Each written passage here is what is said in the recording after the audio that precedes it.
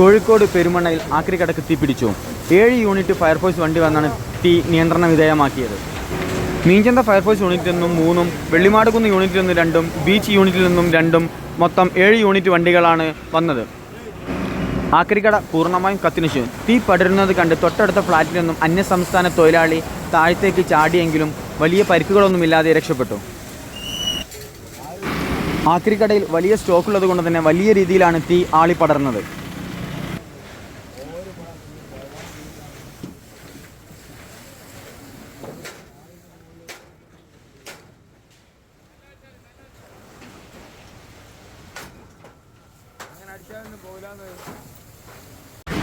മുമ്പിലൂടെയും പിറകിലൂടെയും വെള്ളം പമ്പ് ചെയ്യുന്നതിന് വേണ്ടി ഫയർഫോഴ്സിൻ്റെ യൂണിറ്റുകൾ അവിടെ നിർത്തുകയും വെള്ളം പമ്പ് ചെയ്ത് തീരുന്നതിന് മുൻപ് പുതിയ യൂണിറ്റുകൾ വന്ന് അത് റീഫില്ല് ചെയ്ത് തുടർച്ചയായി വെള്ളം പമ്പ് ചെയ്ത് തീ അണയ്ക്കാൻ ശ്രമിക്കുന്നതാണ് നമ്മളിപ്പോൾ ഇവിടെ കണ്ടുകൊണ്ടിരിക്കുന്നത്. 2-2.5 ചായപ്പൊടികളത്തെ ഞാനും സംശയം പാടാണ് ഇത് കാണുന്നത്. ഈ പുക പോകുന്നത്. പിന്നെ അതിൽ ഞങ്ങളിവിടെ ചാർന്ന് ചെറിയൊരു കിണറിന് മറ്റേ മോട്ടർ ഇട്ടിങ്ങേറ്റ് ഇതിൻ്റെ മറ്റേ മൂലക്കരകളൊക്കെ ഞങ്ങളെ നനച്ചിങ്ങേറ്റ് അവിടെ ആദ്യം കെട്ടി.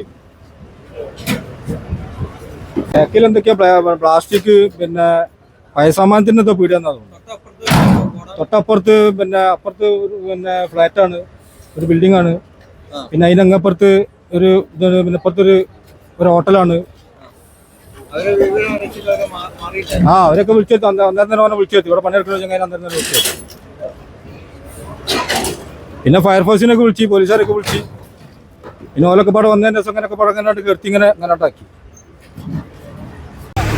ആക്രിക്കടയുടെ മതിലിനോട് ചേർന്ന് പള്ളി, ഫ്ലാറ്റുകൾ, മന്തിക്കട എന്നിവയെല്ലാം ഉണ്ട്.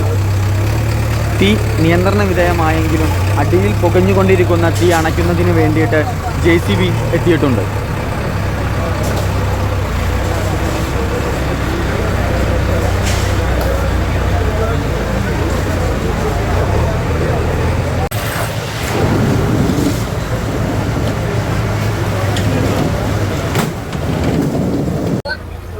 മന്തിക്കടയുടെ അടുക്കളയുടെ ഭാഗത്ത് നിന്നും തീ പടരുന്നതായിട്ടാണ് കണ്ടതെന്ന് ദൃക്സാക്ഷികൾ ഇന്ത്യൻ ന്യൂസ് ടൈമിനോട് പറഞ്ഞു. ഏകദേശം 2-2:30 മണി ആ സമയത്ത് കിടന്നുറങ്ങുന്ന സമയത്ത് പെട്ടെന്ന് റൂം പൂട്ടിയിട്ടുണ്ടാവുമല്ലോ. അപ്പോൾ പെട്ടെന്ന് പുകയും പിന്നെ തീ ഇതൊക്കെ കാണുമ്പോൾ നെട്ടിയാണ് ഉണർന്നതാണ്. അങ്ങനെ പുറത്ത് നീ നോക്കുമ്പോൾ മൊത്തം ആളിപ്പടരുന്നിട്ട് തീ ഹോട്ടലിന് നേരെ ബാക്കിലായിട്ട് 2:30 മണിയിട്ടുണ്ടാവും. 2:30 പുലർച്ചെ 2:30 മണി ആ സമയത്താണ് കണ്ടത്. പിന്നെ ഞങ്ങൾ റോട്ടിൽ ഇങ്ങനെ ഇറങ്ങി വന്ന് വിളിച്ചത് 2:35 വണ്ടി പോകുന്നുണ്ട് റോട്ടുമല്ല. അപ്പൊ ചെക്കന്മാരോട് പറഞ്ഞിട്ട് വിളിച്ചതാണ്. ഈ സംഭവം കണ്ടിട്ട് ഞങ്ങൾക്ക് വെപ്രാളപ്പെട്ട് പറയണമെന്ന് അറിയുന്നില്ല ആരോടും എന്താ ചെയ്യേണ്ടതെന്ന്. അങ്ങനെ അപ്പുറത്തെ ഒരു കടയുണ്ട്, ആ കടക്ക് പോയിട്ട് പറഞ്ഞതാ ഇങ്ങനെ സംഭവം തീ കത്തുന്നുണ്ട്. അപ്പൊ അവിടുത്തെ 2-3 പിള്ളേരെ കൂടിയിട്ടാണ് ഫയർഫോഴ്സിനെ വിളിച്ചത്. പിന്നെ 2:30 2:40 ആ സമയത്ത് മറ്റേ ഹോട്ടലിന്റെ ബാക്ക് സൈഡിൽ നിന്ന് കിച്ചന്റെ ആ ഭാഗത്തുനിന്ന് കിച്ചന്റെ ഭാഗത്ത്